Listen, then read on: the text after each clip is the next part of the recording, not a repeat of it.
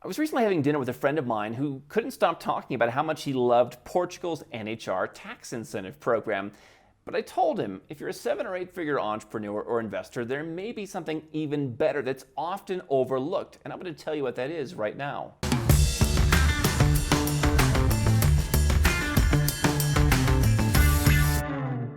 Hi, I'm Andrew Henderson. This is Nomad Capitalist. We help 7 and 8 figure entrepreneurs and investors legally go where you're treated best. More at nomadcapitalist.com. And let me set the stage. I'm at a restaurant called Franj in Belgrade. This to me is classic Belgrade. If you want to see what Franj is about, just go on Instagram and look up Franj in Belgrade and just scroll through. I haven't even scrolled through today. I don't know when you're watching this, but whenever you're watching it, you're going to see what I'm talking about. But this is a really fun place to go. Nice service, really interesting. Just like a taste of like classic Serbia from my perspective. I really like it. But I'm taking a couple friends of mine who came into town, and they're telling me, hey, I'm moving to Portugal. I'm going to take advantage of this NHR program, this non-habitual resident program where you can get a 10-year exemption on all different kinds of income. Now, we've talked about the NHR, and you can watch other episodes here on our channel about how I've called it the Swiss cheese of tax exemptions.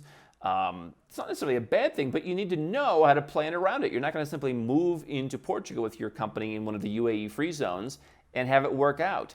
Certain US companies aren't really going to play as nicely with Portugal, so you have to do your tax planning. It's not just as simple as you don't pay tax, but if you structure yourself properly, you can pay a rather small amount of tax or even zero on things like crypto.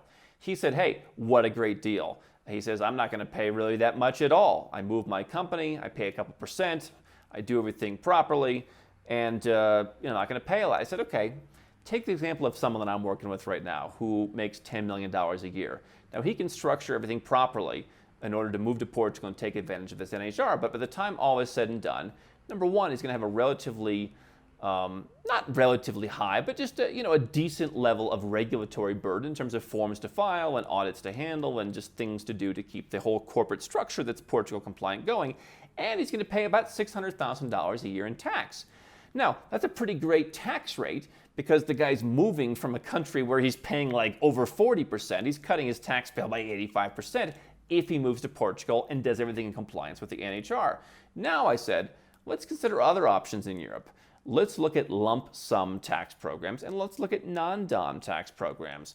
And if we look at this as where you can basically figure out what your tax bill is going to be before the year even started, you can probably be a lot better off than you would under a tax incentive program or an exclusion program like the NHR in Portugal. And so let's take Italy, for example. You can go to Italy and you're going to have more flexibility in terms of where your company can be, certain types of income. You're also going to have less paperwork to handle, and you can pay their €100,000 lump sum tax. You can also add on a spouse for a little bit extra, and so you're going to pay a lot less. I mean, $600,000 versus 100 or 125,000 euros. It's not even close.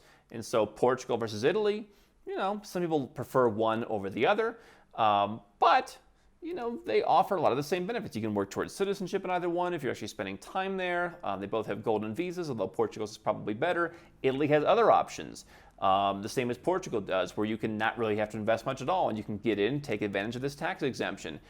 You have other programs like this in Switzerland. Now, Switzerland's going to be expensive, and so maybe if you're making $10 million, the standard of living that you'd want to live, you wouldn't really get a better deal in Switzerland. But if you're making $50 million a year, then Switzerland is probably going to be a better deal.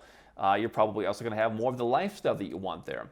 You've also got programs in countries like Malta or Cyprus or the UK or Ireland where you can, again, kind of choose what you're going to pay based on what is your cost of living. Somewhat similar to Switzerland, where you can say, hey, you know what? I make $10 million a year, but I only need to live on $500,000 a year. And depending on where your company is being managed from, especially if your company is not run by you and you've outsourced it to employees around the world, you have an executive team, you have people doing the work, you can live in some of these countries, like a Malta or a Cyprus or Ireland or what have you, and you can control your tax rate, and potentially on that high 7 or 8 figure income, you can get your taxes lower than what you would pay in Portugal with a little bit more flexibility, perhaps not much less, regulatory burden. Definitely you'll need to do some proper tax planning.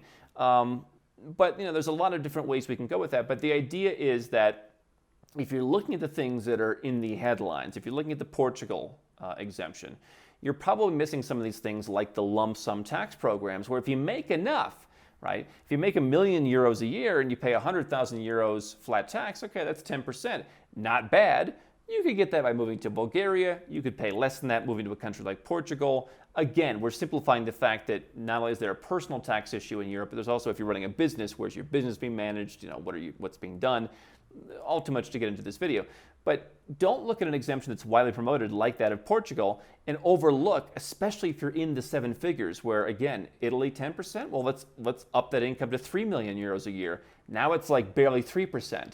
That's going to beat what you're going to get in one of the more widely promoted programs like a Portugal. So you want to look at things, if you're in that 7 and 8 figure income category, lump sum, non-dom, and other programs like that. There are tax incentive programs around the world where you can come in for, let's say, 5 years or 10 years or 4 years or whatever, and basically pay no taxes. Outside of Europe, they're a lot less Swiss cheesy. But inside Europe, like the NHR, they do have some exemptions, and so that's why I say for the higher income, look at some of the other programs like the lump sum that I mentioned. Don't stop now. We've got well over 1,000 more videos here on YouTube for you to watch and learn how to go where you're treated best. And if you want to work with Nomad Capitalist personally, go to nomadcapitalist.com/apply, learn about our unique, tried and true process, garnered over years of experience, and learn how you can become our client.